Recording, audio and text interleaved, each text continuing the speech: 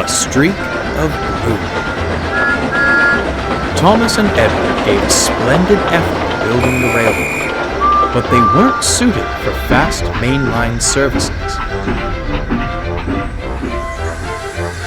As such, the Fat Director purchased another engine called Henry. Although a good sort, he was prone to steaming troubles, which caused endless frustration.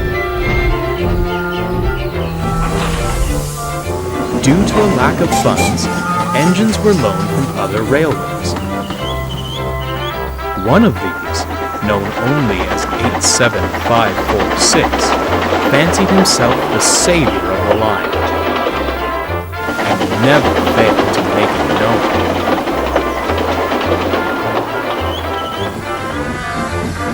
"Fret no longer," he declared, dragging Henry and his train into the big station. "For I have restored order to our timetable once more." "Does he ever tire of all that hot air in his boiler?" Thomas remarked to Edward.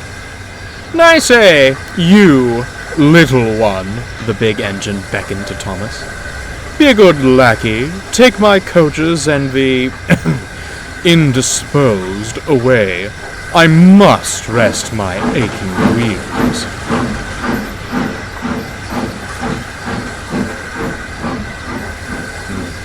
"Evidently not," murmured Edward.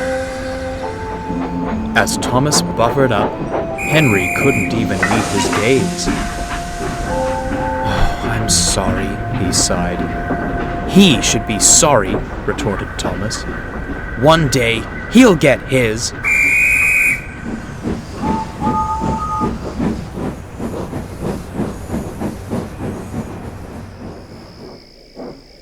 That night, Thomas retired to the shed.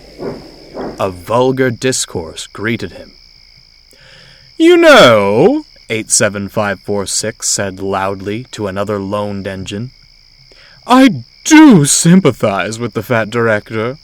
Wasted what little hard-earned money he had on a mite, an antique, and an invalid." He looked across to Henry, sleeping as workmen tried to mend him. "I'm the real bargain. The strength of 3 for the coal and water consumption of 1. Only a matter of time before he purchases me." "The Fat Director," Edward interjected, "favors engines with good character. You leave much to be desired in that department." "And where has good character led you, replied 87546. "Certainly not the main line. Speed and strength are all that matters there. When I pull coaches, you merely see a streak of blue. Engines like you fade into the background. I'd like to see you do my work without falling to pieces." He turned back to the other engine. "Now, a more pressing matter. When I am purchased, what do you suppose my proper name should be? I fancy something regal.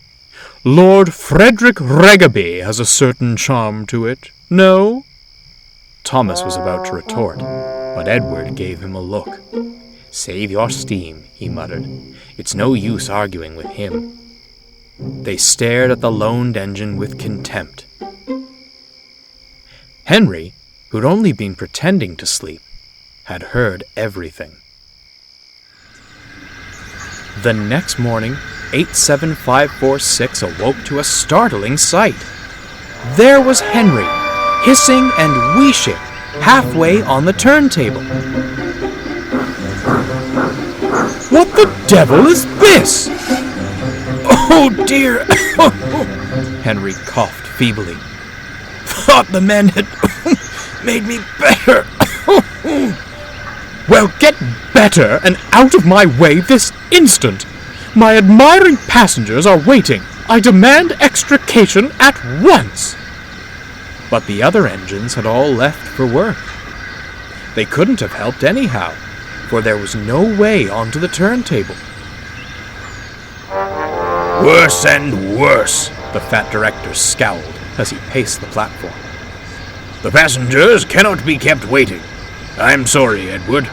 As the others have gone, you'll have to take the coaches." Edward gulped, staring at the long train. Begging your pardon, sir, but this is a bit beyond my capabilities." "Not if I helped you," bubbled Thomas, shuffling alongside. "2 engines are better than 1, sir. Besides, the others can manage their own shunting for a while." The fat director considered. "Very well," he said at last. "Off you go. Do your best, but take care." The engines backed excitedly onto the train. The passengers marveled at the strange combination, but were thankful to have any train at all. Finally, the guard's whistle blew. "Come on, come on!" called Thomas. Steady now, advised Edward. Soon they were on the main line and having a wonderful time.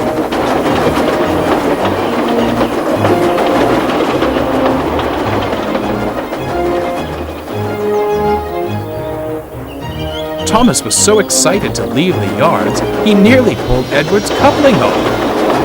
Edward chuckled. He was glad to stretch his wheels out. The 2 engines worked so well, the coaches felt light as air.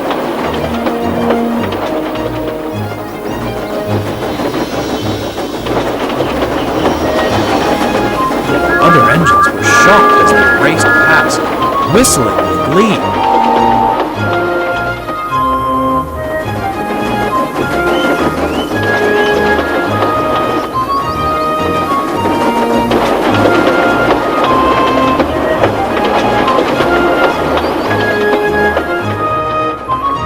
Later, they returned to the big station, exhausted but triumphant.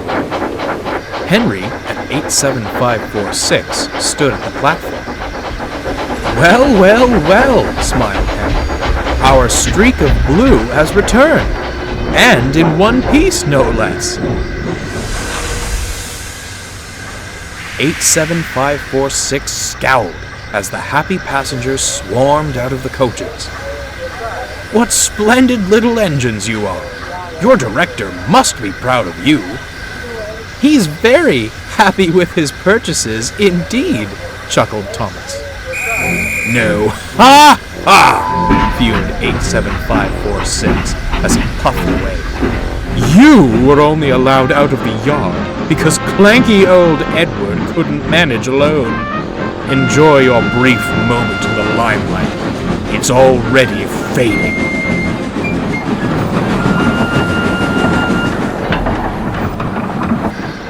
"If I didn't know any better," smirked Thomas, "I'd say he didn't like shunting his own train."